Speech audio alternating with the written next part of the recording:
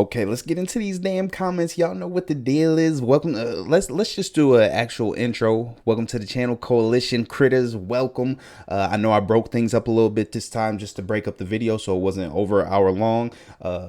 Maybe this way I'll be able to get into some more comments. Maybe this still might be an hour long. We'll see. Plan is not to though, because we still got an episode to watch. But this time we're gonna start in episode 10. And maybe we'll go back to episode 9 for a couple too. We're gonna start at the top this time and then go to the bottom. Let's see who we got who I haven't responded to yet. We got Nuru. Welcome to the channel. This is your first time commenting, I think, or my first time seeing you. If you have commented before, I apologize. But I will get to your other comments at some point. You said your French accent made me cry laughing. I'm glad you enjoyed that. I know it wasn't the greatest. Maybe that's why you laughed, but I'm glad you enjoyed it. And yes, I love how you missed that. I'm a longtime critter, and when I saw that, I was like, "Yep." She ain't your sister right now, Percy. That's it. I didn't get that. Like you said, my face, I was just shocked because I wasn't expecting that at all. So I'm glad that. I always like when you guys let me know what your reaction was to like the live stream and how it compares to mine seeing it animated. So I like that. Appreciate you, Nuru. Avid the Gob, you said what up. Let me say what up to you first, or bidet. I didn't say that in the intro to the actual reaction. So bidet, everybody. I love your reaction on the show and all the time you spend to read all the comments. You rocks. I appreciate it. You rock. Like I said, I appreciate all these comments so much. You guys rock for dropping them all down below. Not only just to say what's up, say you appreciate the reaction. You give me all the knowledge and a whole bunch of stuff that I appreciate reading. And it furthers my knowledge on not only the show or gives me more enjoyment, but also the game that I plan to get into. I'm still talking to some of you guys in the DM, so I know there's some of you I still haven't read yet, so I'm gonna get to you guys. I promise. There's just a lot of it. Let's see what you said on Delilah and her powers. In the original story, Delilah and Silas came from the Dwendalin Empire. Is that Wildemount? Oh yeah, here you go. In the continent of Wildemount. Okay, so Wildemount is a continent where she was a member of the Cerebrus Assembly.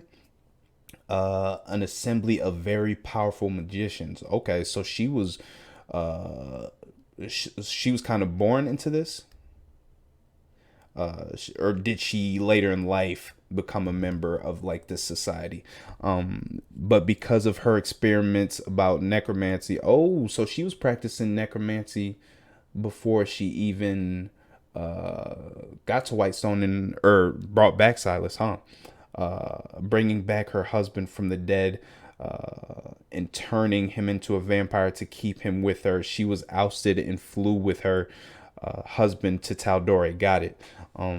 Okay, so is that where we initially, when she flew the assembly, is that where we initially saw them in episode 1 when they were coming in on the horse and buggy?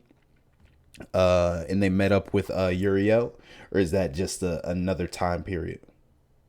I think I'm mixing up time periods. That was probably way back in the day, and when they came to see Uriel was a completely different time. Just a thought I had. This is why she is a very, very powerful magic user and already had a residual necklace. She already knew about this magical resource in Whitestone, and this is probably why she wanted to take over the place. Okay, so I take it, I did ask this question previously, if she already had knowledge of the residuum. Some of you already answered that too, but my question regarding whether or not Dr. Anders was needed, this makes it seem like she really didn't need him. He just made her job maybe a little bit easier, so she kept him around because he was another resource. The fact that she asked to the Whispered One to bring her husband from the dead can make her a warlock, D&D speaking, because in the game warlocks are a character who has a pact with a powerful entity who give them power and abilities in exchange of some things. And I stop here or it will be so. I appreciate the tease. Thank you. Thank you again for all your love. Thank you bring to the show. Oh, and sorry for my bad English. French guy. That's okay. I understood everything. That was pretty good. Better than my French accent. Actually, you didn't say you appreciated my French accent. Was it that bad? Actually, let me remember to like these while we going. Thank you, Avid.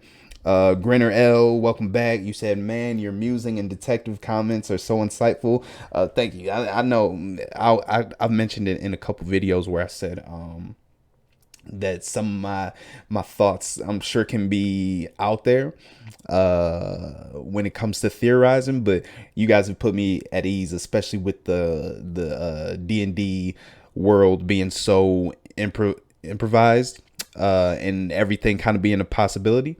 You guys have let me know that everything's okay. I won't get too crazy, but what I've said thus far hasn't blown you guys out of the water. So I'm glad you guys are enjoying all that. I love watching you figure things out. I try to be a little detective sometimes, so I enjoy doing that. It makes it more fun for me watching the show, and rather because I think I've told you that getting into the show and making this reaction channel in general, was just kind of plan to have fun with it, have a discussion with you guys, and interact with each other.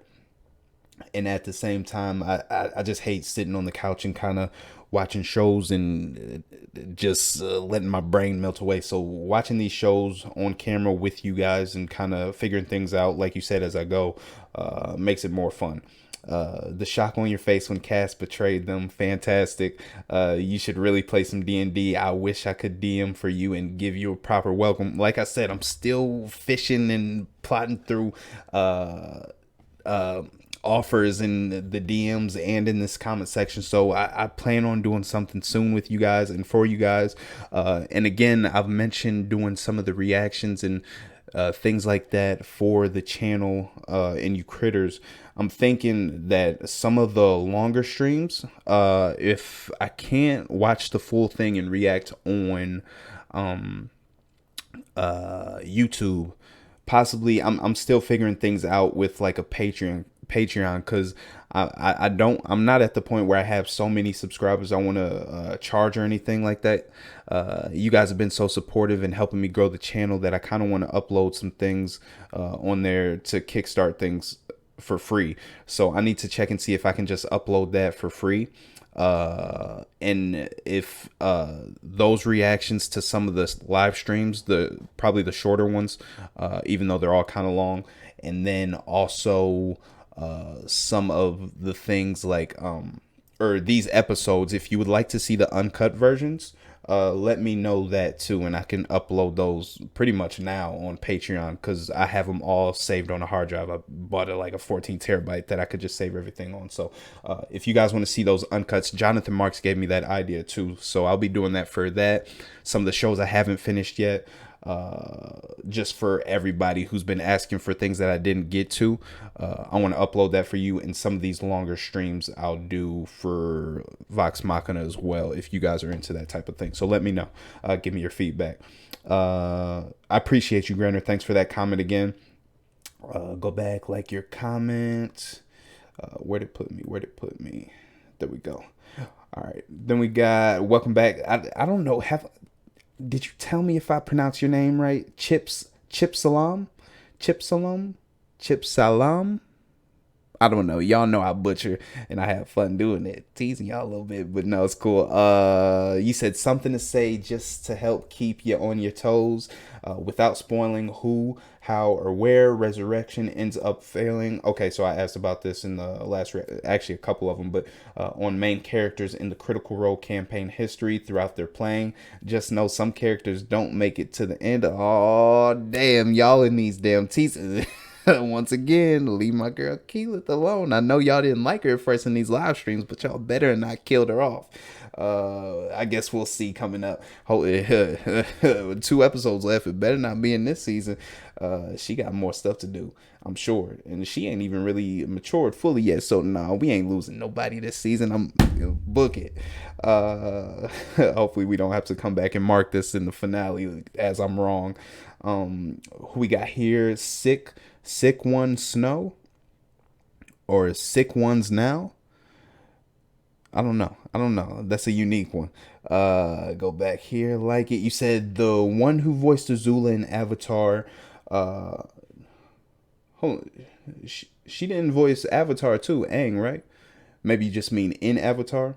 Uh, I don't know. I don't know if that's how you say the name voices Delilah. If I'm correct, her name is Gray Griffin. Some of you guys let me know. I think that's her right name. Correct me again if I'm wrong. I love how you review this show. You've gotten into a deep welcome to the world of Critical Role. Enjoy.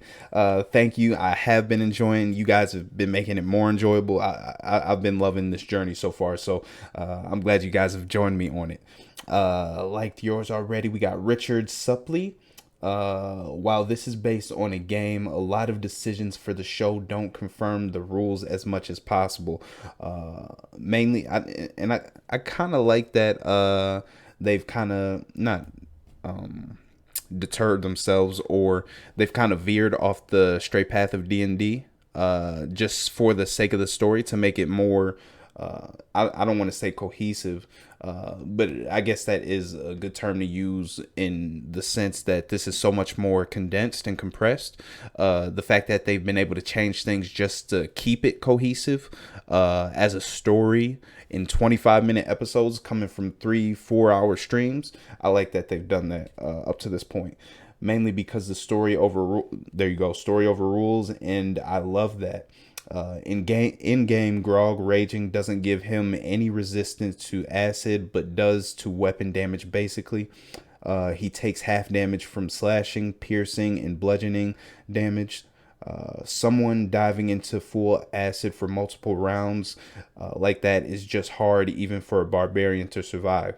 They got the highest hit points in Jet, and I think J N.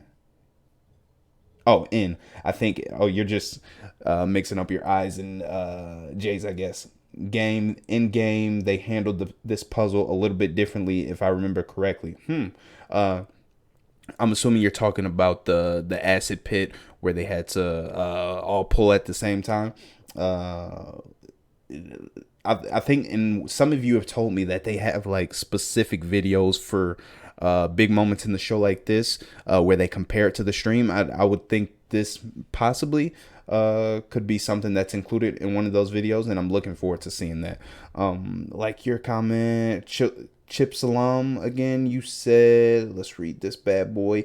So, the Whispered One is a demigod, power level entity. Don't want to spoil exactly what type of entity yet. Hopefully, we'll have tons of seasons of this show. So that's something that doesn't get revealed for a while. Okay, okay.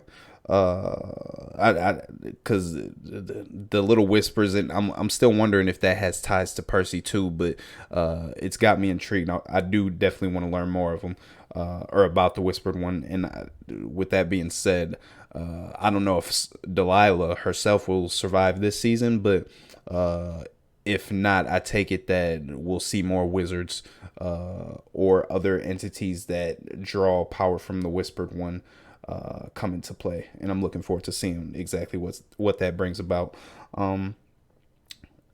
Exactly what the Whispered One is, what wants, and will, etc., and will be revealed. So that raises a small question too. This plan that Delilah and Silas are kind of bringing to fruition, is it not? I know I said Delilah's kind of wearing the pants in the relationship and directing it. Is she really kind of just a puppet too?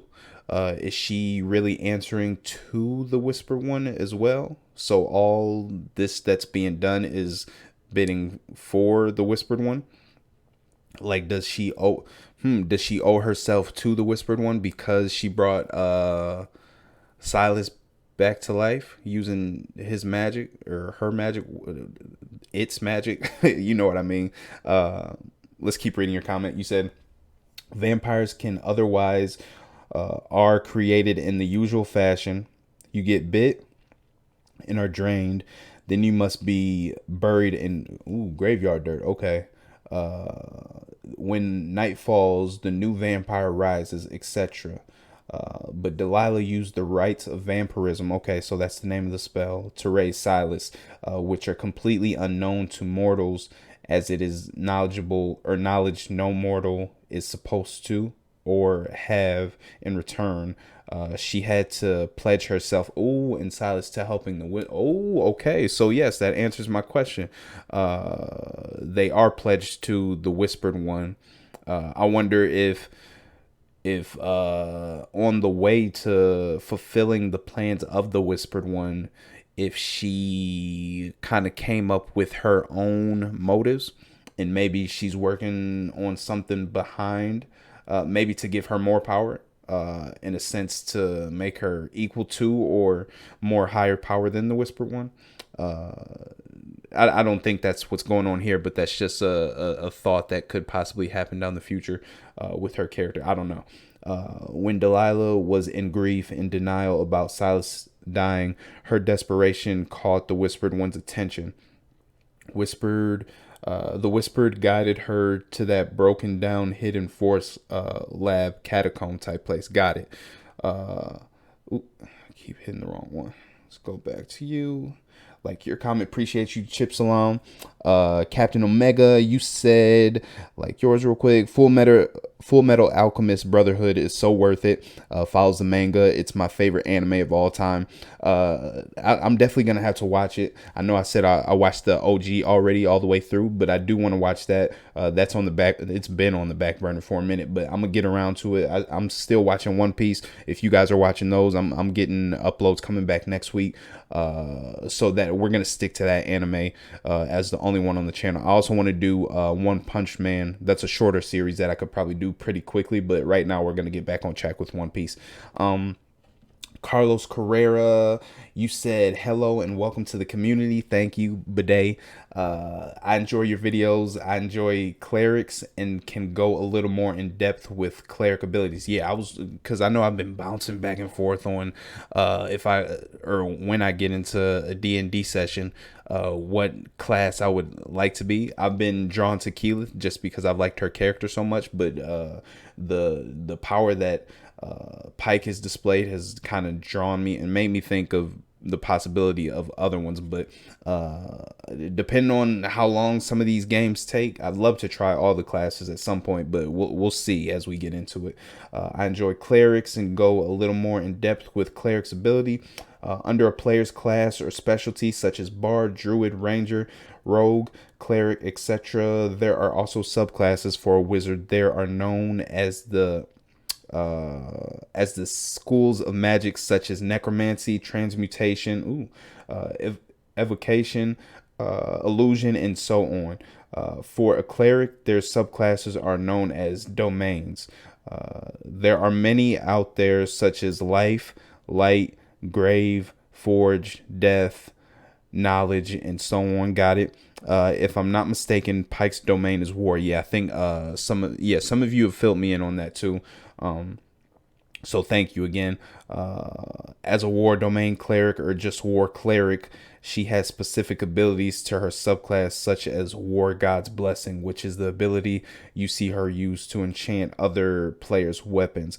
Now, I wonder if she's mixed in with some of these other classes, mainly because I see you lift one of the domains as or if she falls into more than one domain, her specifically, as she levels up, because it just makes me think I've seen her use, like, I guess we saw Keyleth use that more, but I guess I'm thinking of like the glow her body has. That might just be because she's a projection and not physical form. But life also makes me think of how she kind of healed Scanlan. I don't know if that's the same type of domain or if that's something completely different. But just a thought, you can answer that or clarify for me. Where did I leave off? Weapons, but there are also abilities that all cleric possess, such as turn undead, which becomes destroy undead, which is what we saw her wrecking shit in that catacomb or whatever, before they got trapped. at higher levels. Most clerics have this ability. That's what makes them great adversaries against undead. Keep up the amazing reactions. I appreciate it. Thank you. I will. We only got 2 more, at least until next season. And then some of this off content as far as like the reaction to voice actors of the cast and the streams and stuff like that. But we'll get into that. So thank you. I appreciate it. That was Carlos. Thank you. Melting Pot. You said, short one. You said in D&D, clerics are especially powerful against undead monsters. Yep, just like Carlos said a little bit. They have special attacks against them, which in this cartoon is rendered by Pike just straight up pretty much wrecking they shit. Yeah, and I love seeing every second of it. But yeah, that was a dope. And the fact that she wasn't there in person made it even so much cooler. So I'm excited to see, and if I'm not mistaken, the head priest or main priest at the church said that the church itself was a conduit for a lot of power. So I'm thinking that gives her a little bit of a boost too. I don't know what other ability she has.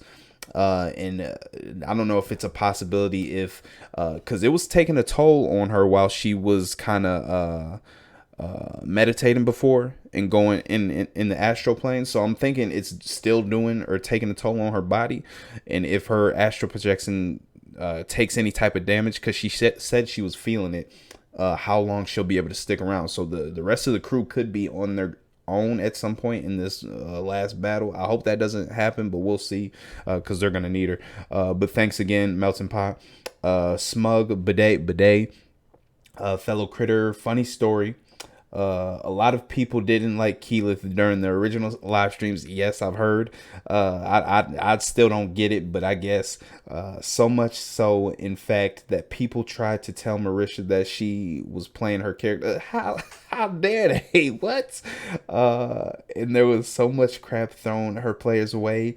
At that point, it's actually one reason they disabled the streams chat being shown on screen. Oh, so it was that bad? Are they still disabled now, or have things cleared up for them? I didn't know that, and I wonder.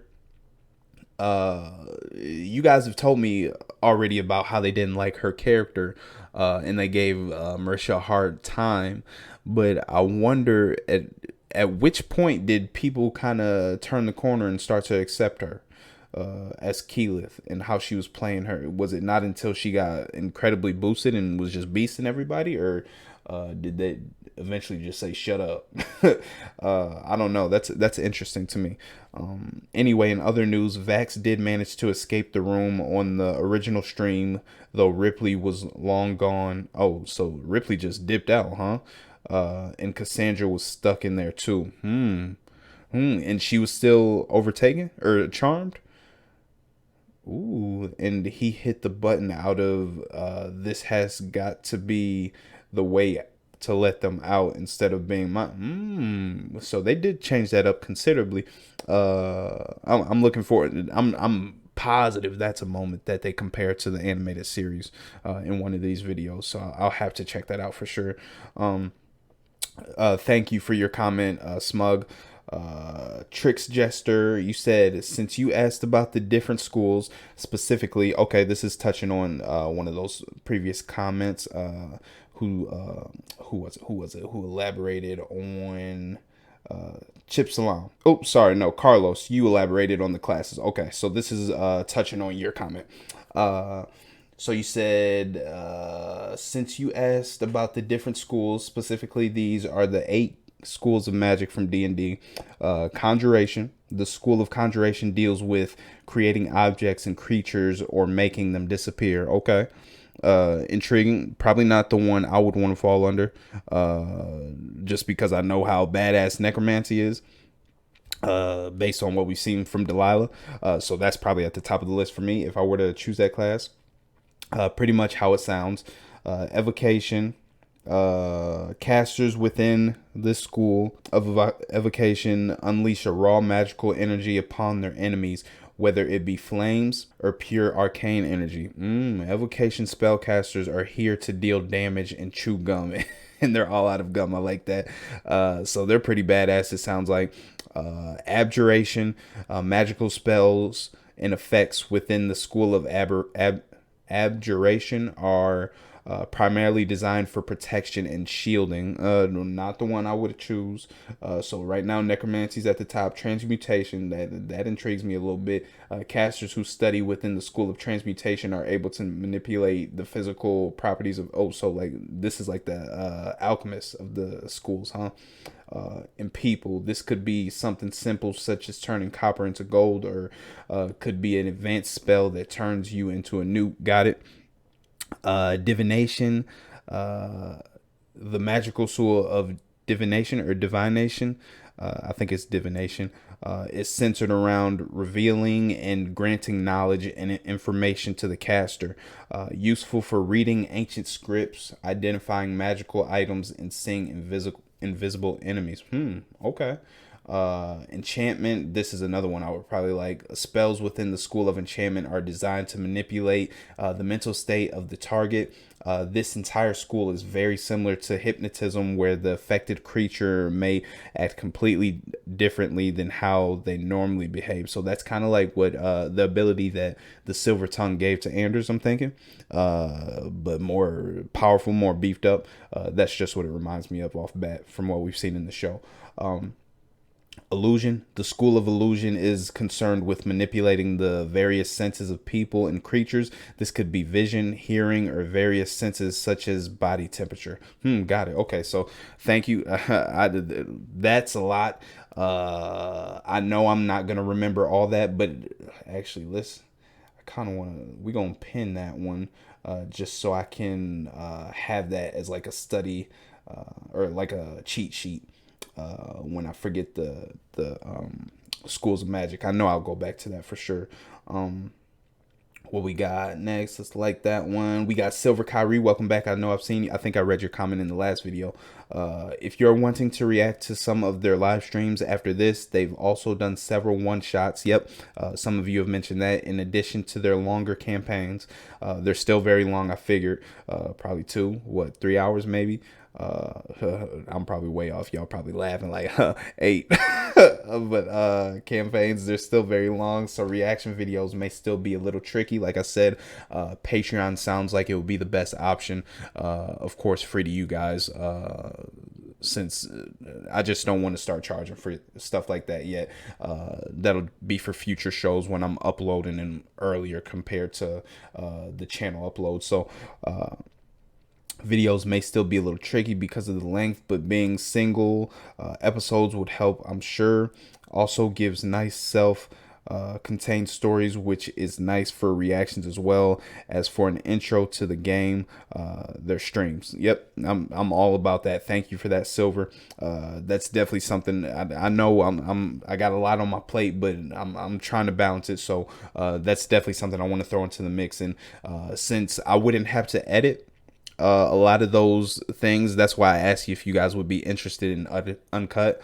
The fact cutting out the editing process and the rendering process would help a lot. So if you guys are interested in that, I would love to do that and upload them to Patreon so you can get them even earlier.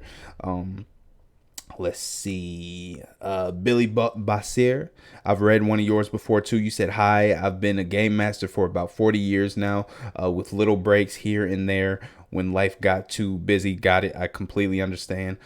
Most games take a little time each week to prep. Currently, I run 2 game sheets. You got a lot of responsibility, it sounds like that.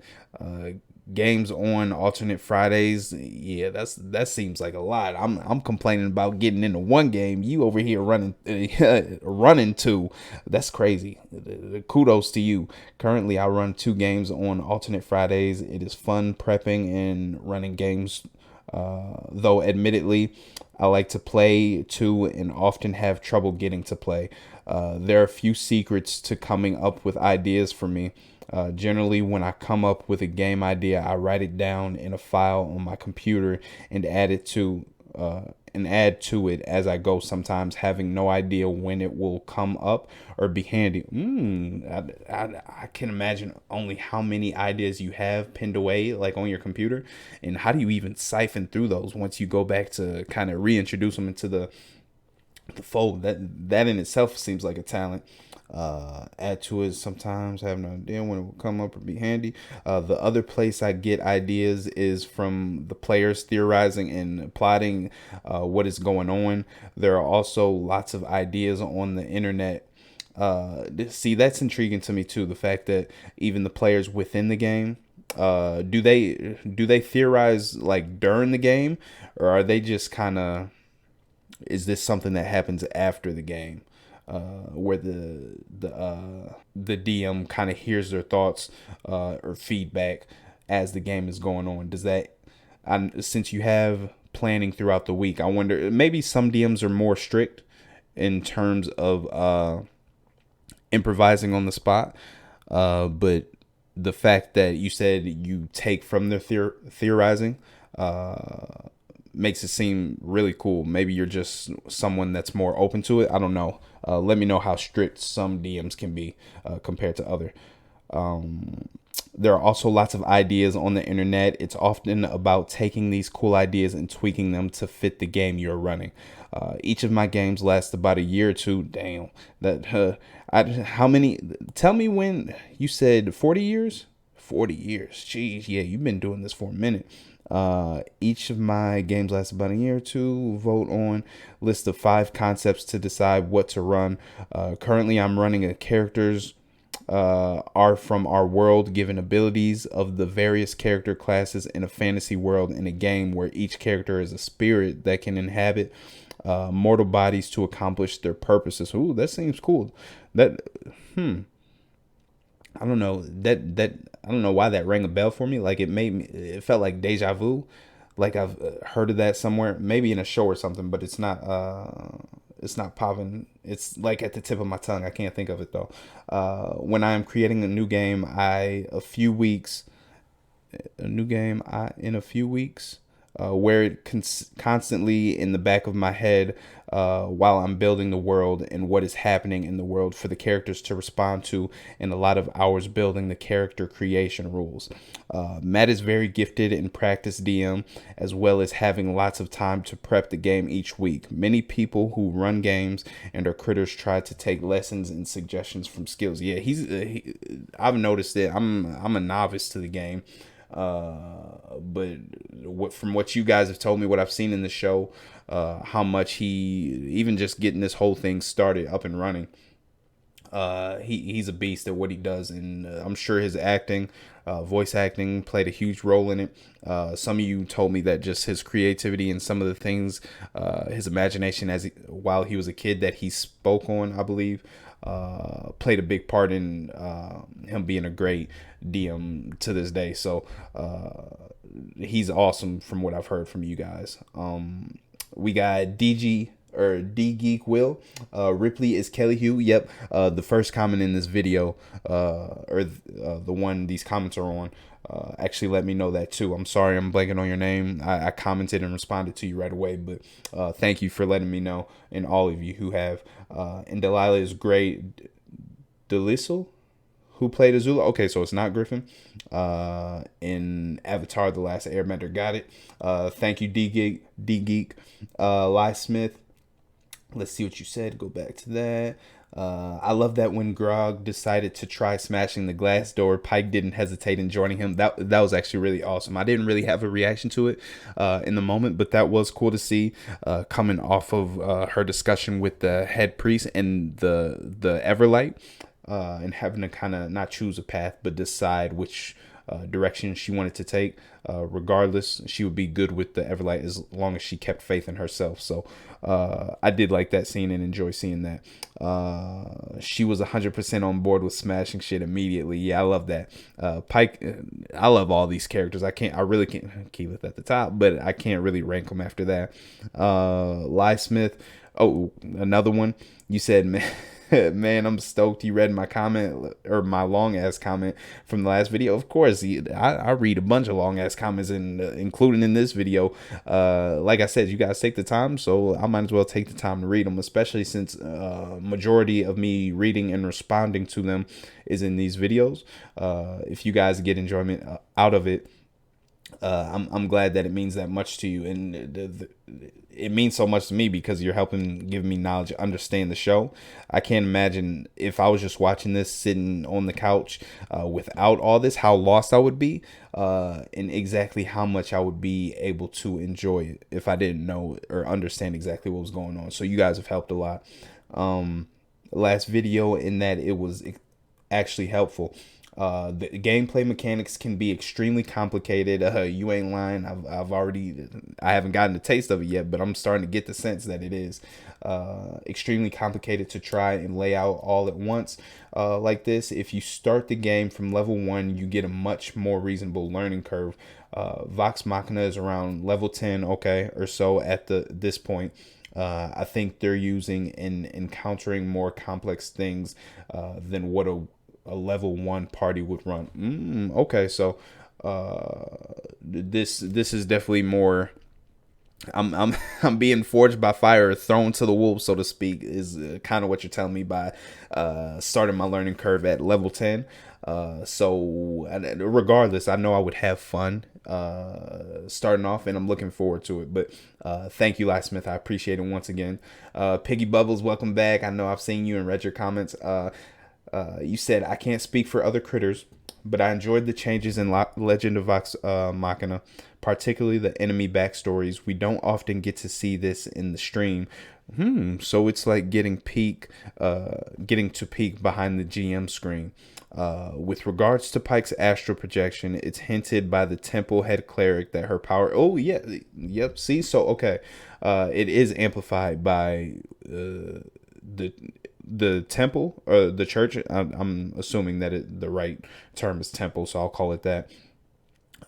So yeah, her powers are extremely amplified by it, but I wonder if she still can draw power or amplify her powers through the temple if she's not there, or only when she's astral projecting. Do this simple self. Now we just wait for your next episode. I'm doing it now. I know every Thursday y'all been there waiting for me. I appreciate you guys, and I'm glad you guys are still enjoying them. So I love that. And hold up. Did you change your profile picture? I don't know. To my girl Keelan? Yeah. I don't know if it was that before. It just looks different. Or maybe you changed the color. It just looks like it pops more. But I like it. Sean Callahan, you said because or Bobby Chill, don't you don't you love it when I miss obvious details like these? I'm glad you guys enjoyed that. I can be ridiculous every now and then.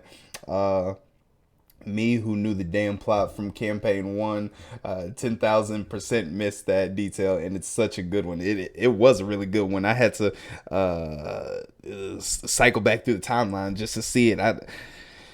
This show is so straightforward without throwing it in your face. I love it. It's detail oriented, and if you look away for a second, literally you'll miss it. But I love it. I don't know who to credit for that. Probably just Critical Role. You guys have already told me that to give Amazon Prime no credit. They're just funding it. So Critical Role, they're getting all my praise. So I love it. Thank you, Sean. Sun Tiger 745. You said. For a different analogy, think of it this way. You have an ant infestation. The rest of the Vox Machina uses rolled up newspapers, brooms, and their shoes to kill or brush away the ants. Pike uses a can of rain. I like it. That's a good analogy. Fighting the undead is what clerics and paladins excel at. Their radiant damage does extra damage to many undead and or prevents regeneration abilities where an undead creature regain X number of hit points each round unless damaged by a specific. Okay. I know I had some extensive questions regarding whether being hurt by Pike and hurt by the other team members affected whether they could regenerate or come back to life. So thank you for answering that. I will say, unlike many computer games and some other role-playing systems, D&D is not balanced for class versus class PvP. Some classes are just flat out better than others in a X versus X fight. At low levels, rogues sneak attack will one-shot people with very few chances to avoid it. At higher levels, druids and Circle of the Moon druids, what what are those? I think I found my new class.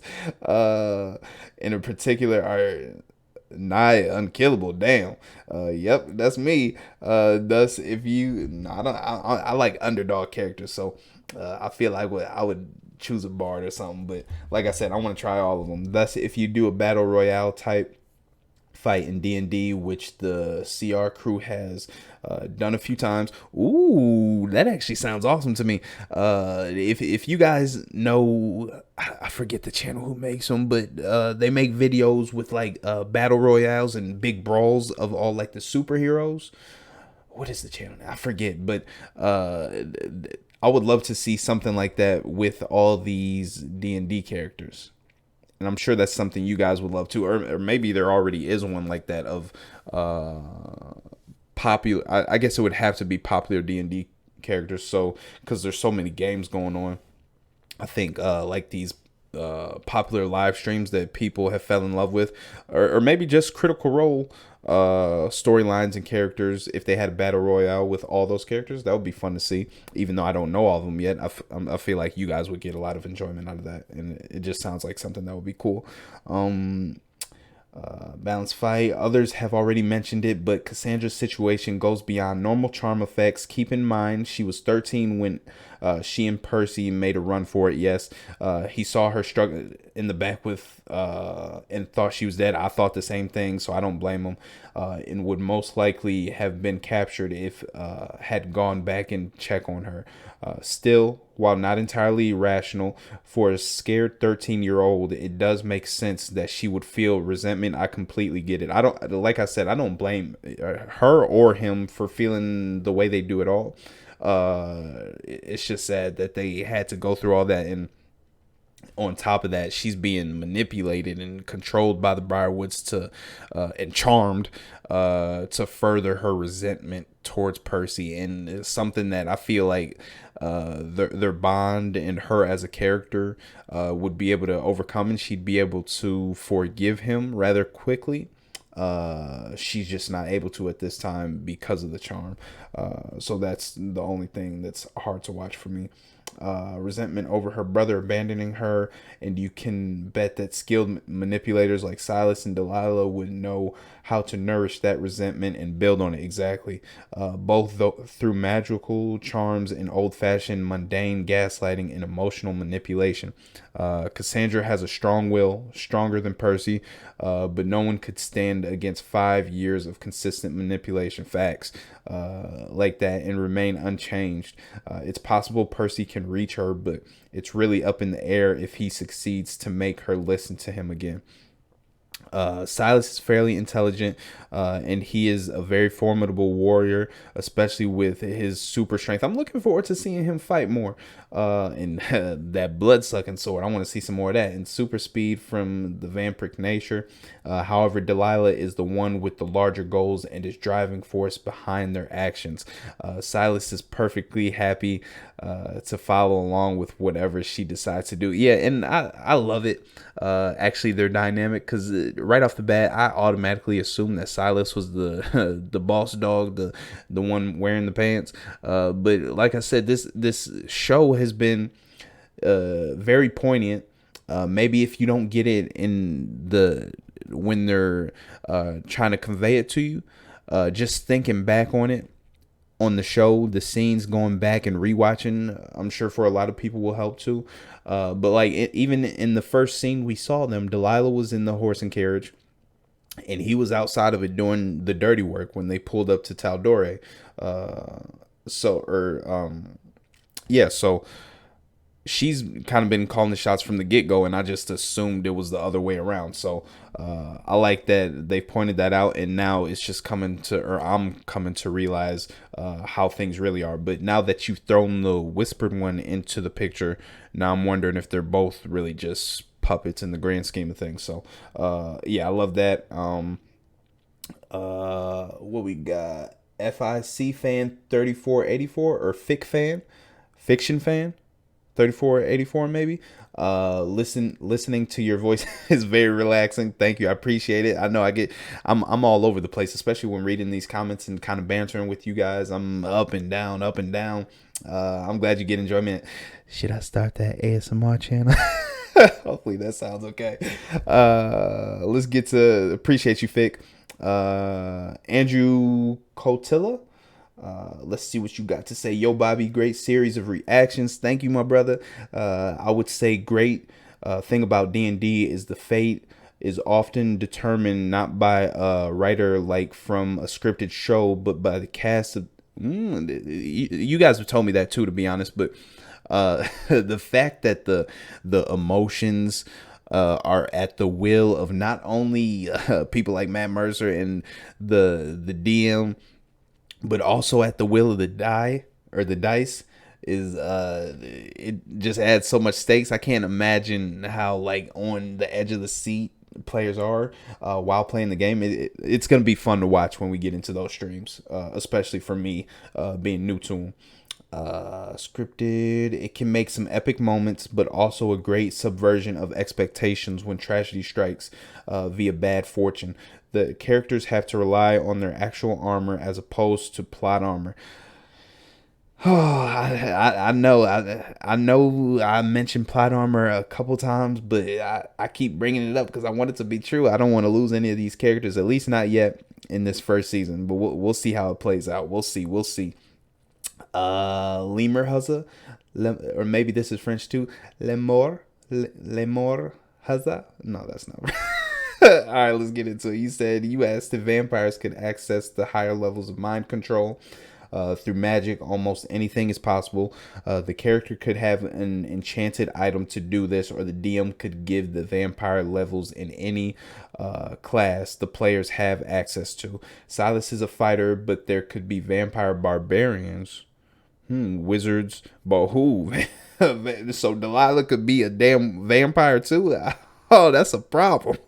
That seemed like it could be one of the most OP classes in the history of D&D. Let me know the most OP class you've seen or come into contact with in a game. I'm sure some of y'all got some crazy stories like that bad boy. We got Sean Wade or Wadi. You said Full Metal. You said the original Full Metal Alchemist anime was done before the manga was completed, so they made things up to finish it. Okay, I didn't know that. The Brotherhood anime follows the manga much more closely. Thank you for filling me in on that. Like I said, I'm gonna get into that at some point. It's just been on the back burner, so I'm excited to get into it. Thank you, Teresa Lavellin. You said if social media existed on Exandria, Silas would 100% be a wife guy. You ain't lying. Just a constant stream about how awesome Delilah is and how he's so lucky to have her, etc. Delilah is definitely the brains. Definitely not even close. If we had to put a count on it, I would say the amount of words that Silas has spoken is less than 50. I don't know, but she's definitely been running the show. Delilah is definitely the brains and he's the brawn, and it's so nice to see a couple, evil or not, where the husband doesn't find his wife's brains intimidating or something to be downplayed, discouraged. I like that they're building her up, and actually she's been a real enjoyable character for me, mainly because her skill set and power level up to this point. But once we got the backstory into how she brought him back and seeing her as human, and the fact that she already had the residual necklace, I've drawn a little bit more attached to her character, and I've enjoyed watching her character kind of unfold. And I'm hoping, I know we only got 2 episodes left. I'm hoping she doesn't get taken out. They gotta go out with some type of bang. I just hope the bang isn't from Percy's pistol and takes her out. So we'll see. Since she's a necromancer, Maybe she couldn't be killed by it, or she could just bring herself back. I don't know. I don't know. We'll see. But thank you, Teresa. We got Jonathan Frederick. You said yes. A lot of Pike's abilities do extra damage to undead creatures. Yep. She has the ability to detect things as evil or good, and can use abilities like turn undead. Her holy base skill do extra damage. Some enemies may take damage from sunlight as well. Excuse me. Sunlight as well, like the shades from the earlier episode. Got it. Holy light would have worked, but so did sunlight. However, magical light like dancing orbs may have done anything. May not have done anything. Excuse me. Yeah, she's a beast. And you actually reminded me that those initial enemies took damage from the sunlight. Actually, the sunlight that Keyleth created. So I should have known right off the bat that that light did a little more damage than what the other classes and characters were dealing out. So thank you for that, Jonathan. You got a few more. Let's read all these bad boys. I think I've read one from you before, but let's get you in here. You said the voice of Pike is altered from Ashley Johnson's. Okay, I don't have a problem with that. That makes me appreciate her even more. Y'all know I got a little crush on Keyleth and Marisha at this point. Ashley is also the voice of The Last of Us. You a damn lie. The Last of Us is my favorite game of all time, and I'm mad at myself. I didn't recognize that. That's actually awesome. I maybe someone else mentioned that, but I don't think you did. Or maybe I just missed the comment. I'm sorry if I did, but you just kind of blew my mind. Thank you. She was also in the first Avenger. Ooh, some of her scenes were removed, but she was a waitress in NYC during the invasion. Now I'm gonna have to watch that movie again just to go see her. She was also in the show Blind Spot. I know about that. I haven't seen it, but you guys have told me about it. Which removed her from the table for much of the game that this show is based on. That is why we see Pike in astral form. Ashley was in NYC and using Skype to play some play some weeks with the group. Their dungeon master would tell the group Pike is there in astral form to explain why some weeks she cut out and can't be there. Got it. Thank you for that, Jonathan.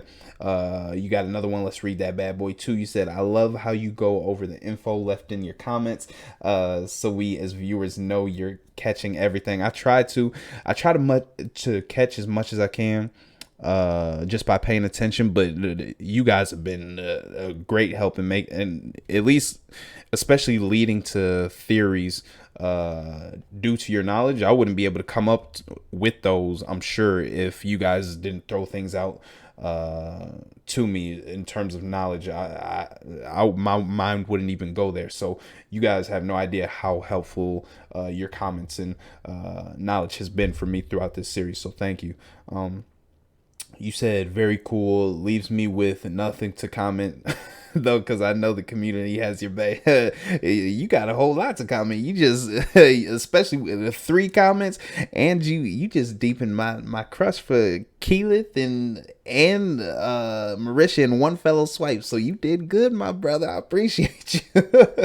Let's see what we got here. That one guy who talks about nothing. I like it. Clever. You said needs to keep the subtitles on for the last few episodes, including 10. I didn't have them on for last episode, but I'll keep them on for these next 2. What's about to go down? You got me nervous.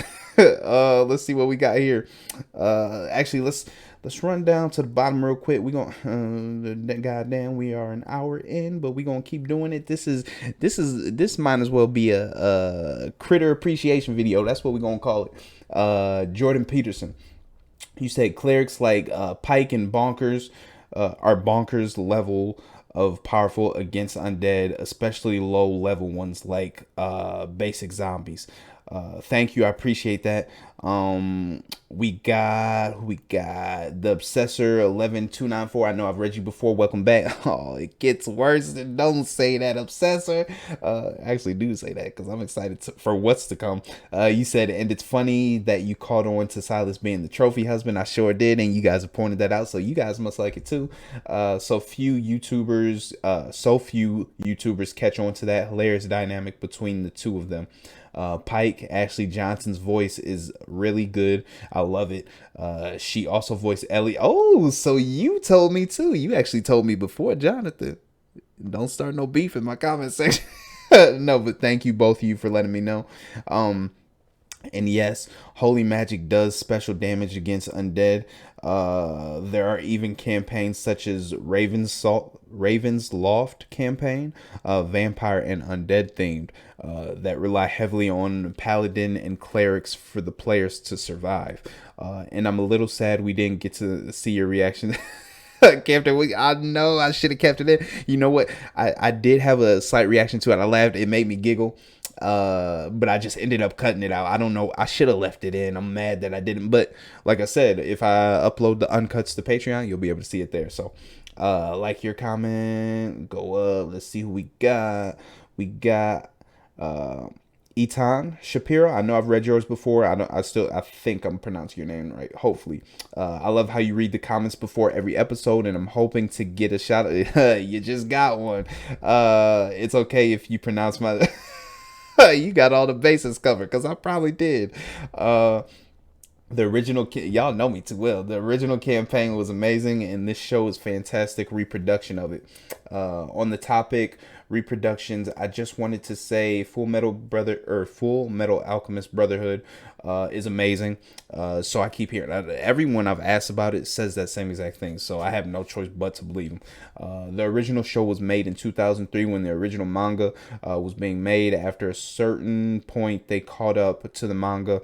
And the author of the story gave them permission to go in their own direction. Full Metal Alchemist Brotherhood was made in 2009 after the manga was complete. The first 15, I think, episodes of FMAB are the same story as the original Full Metal Alchemist show. But after it follows the manga and doesn't veer off like Full Metal Alchemist.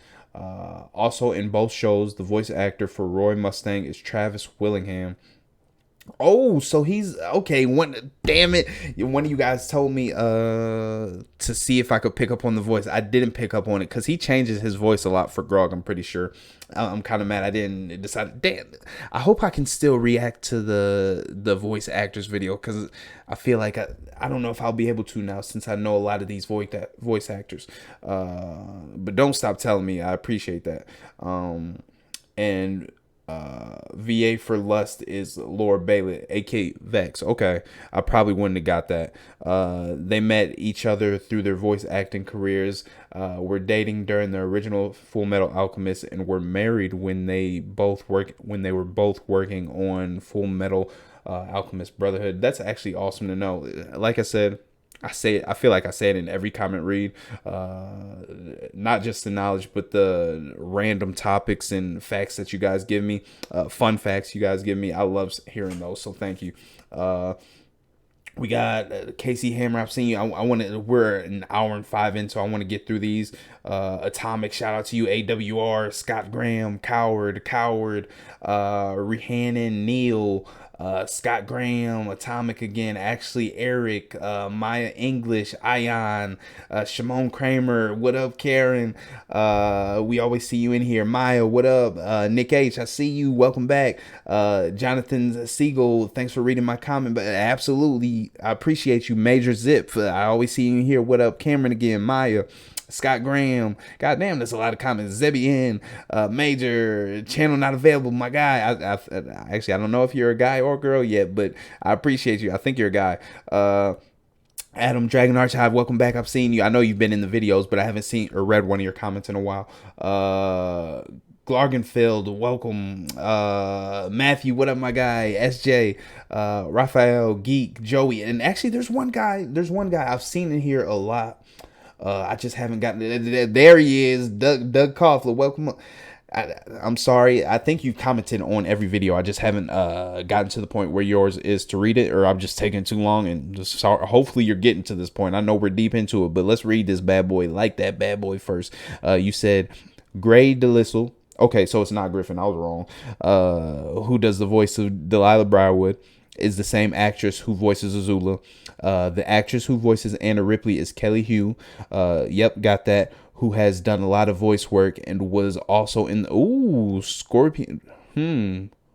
Was she the love interest? I'm trying to I feel like I would know Kelly Hu if I saw her face. I'll have to look her up after this reaction. Along with a lot of other things, they did a special on the Critical Role YouTube channel on all the voice talent they got for the show. You should check it out. I absolutely will. I don't know. I haven't gone through like my blocked comments yet. The ones like with links that YouTube automatically blocks. So maybe you dropped it in there, but I've got a lot of videos. Maybe, you know what? Maybe for first video on Patreon, I'll keep you guys updated on when I actually create the Patreon or make it go live, and you guys can leave links and comments there for exact videos you would like to see. So yeah, we can do something like that. But that's it. That was a long comment read. We'll get more in for the finale.